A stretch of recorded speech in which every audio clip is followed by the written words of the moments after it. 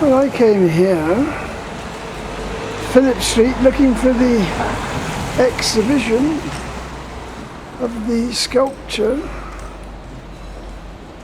the memorial sculpture for children. But apparently it was in that building, something called public and private space. All I could find in there was an architect office and some decorators. No sculpture apparently, but the search will go on. This is it's near to the art centre, but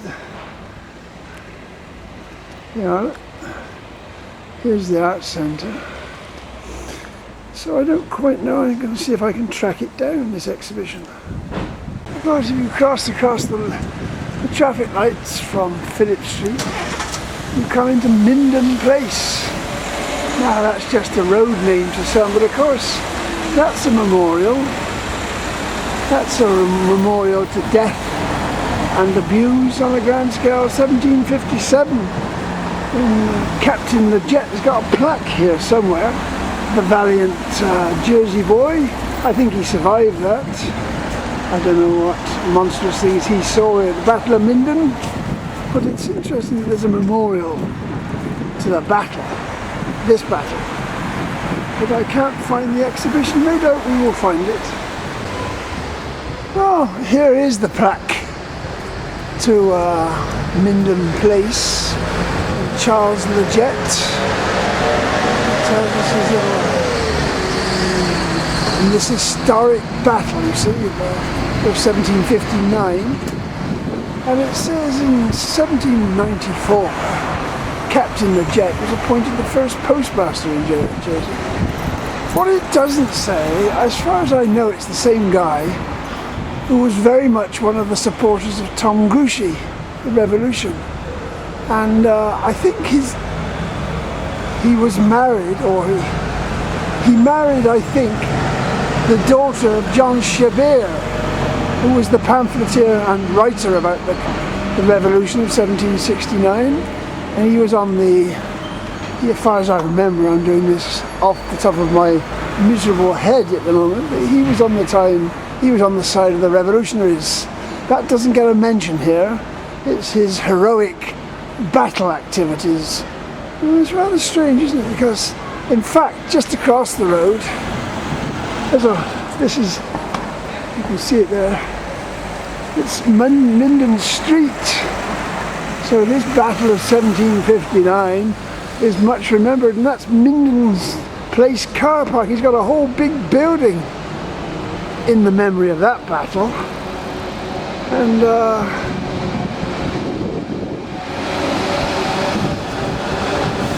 children's sculpture, which I've been looking for. I see somebody's put a wreath up there, a recent wreath. They used to have a band used to parade here on certain days. I think a local lawyer wanted his great-great-great-great-grandfather remembered. They used to have a band here. But the children's inquiry, which took place, dealt with events since the occupation. So it came out of an occupation, a military activity. So I don't know why they're so afraid of having a memorial to that activity, to all the bad things that happened in Jersey, not on some foreign soil. Talking about memorials, this new housing block, which is a housing trust, I've got a feeling the chief minister is involved in this. It's a Christian-based housing trust. Ed LeCain is memorialised here. Now, he was a very decent chap. I got a feeling, I thought he was a Quaker, but never mind. We're very broad-minded. Even Quakers can be remembered. But there he is. He's remembered. He was a good guy. He's remembered for doing good things, not for killing people. Well, here's another street name here at Wesley Street, where of course we all know who that was. John Wesley, and of course his brother as well. John Wesley came to Jersey a couple of times, and his followers, his little missionaries, they came here for the Methodists, early Methodists. They threw stones at them initially, made their life very difficult initially. But then they became accepted, more or less. I don't know whether Ed LeCain was a Quaker or a Methodist now I think about it, but anyway, You see, some people can become accepted and views can be accepted. I don't think there's a statue to the Wesley here. There's lots of churches, of course, carry his name, Wesleyan Methodists. They've fallen a bit out of favour, but it's interesting at this particular time that the Church of England has now published a report saying how lax it's been on child welfare and how the abuse that's taken place in the Church of England. But of course the Methodist Church here locally was supposed to be arranging an inquiry into itself because there was child abuse within the Methodist Church in Jersey, and I've heard no more of that. Perhaps that'll come out now, but anyway, Wesley was resented, objected to at the time, but he became adapted. So Methodism became a powerful force in Jersey, but there's a history to be written, I think, there. Well, there's of course is Beresford Street. This is the market, the old market.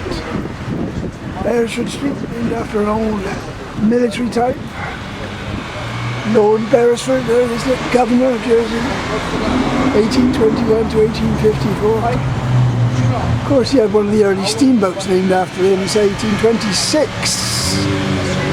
But I don't know what good things he did. I don't know. Did he care for children? I've got no idea. But anyway, he's thought worthy of a memorial. This is Lord Coutances.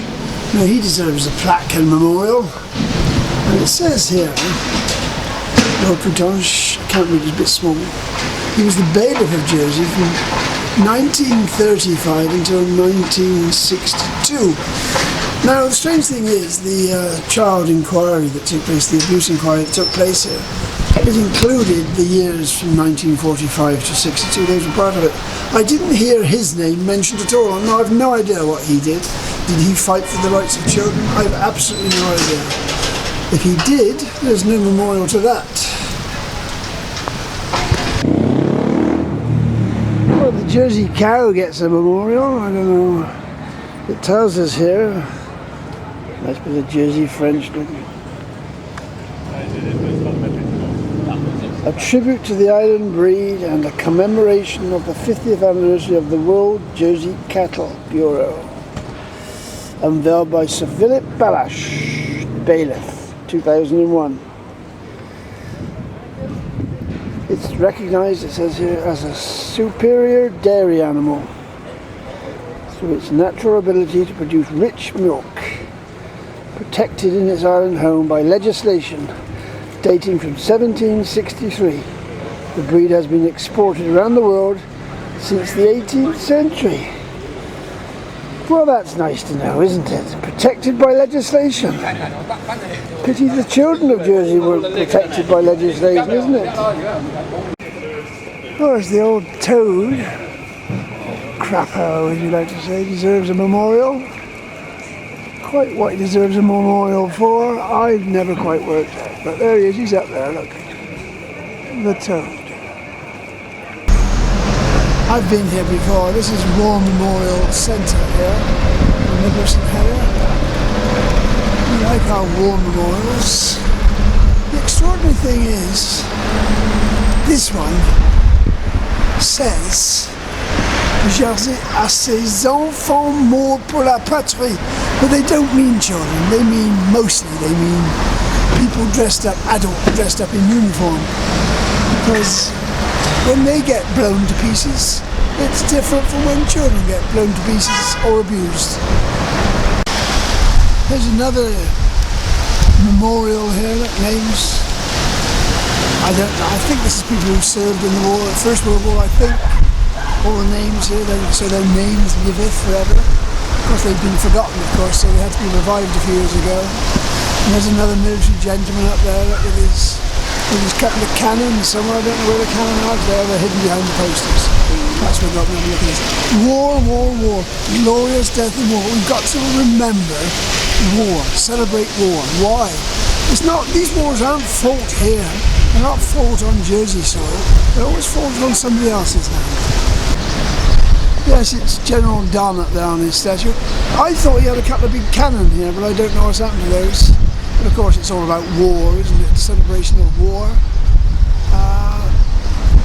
know if any war memorials ever stop wars. They don't seem to, because you'll find war memorials going back to the beginning of time. And these ones, these little photos, they're about the virus, the COVID virus, and photos current, which I don't know what the actual intention of them is. We certainly have been reminded enough over the past 4 months, 5 months, that there is a virus. Well, this is my favourite little memorial. Of course, it appears to be 1657. I thought it was 1651, but it's to MD. So this could be my memorial. You see, it could be from the 16th century, 17th century. Of course, it's a few years after George de Carter, that incorrigible rogue pirate and slave trader, was shooed out of the island. Of course, he came back. And ha ha ha, I'm still here, George. But there we are, that's my memorial. Presumably I'm buried underneath there. Of course, Parliament gave up the powers it had gained in 1651. Never mind, they'll come back again.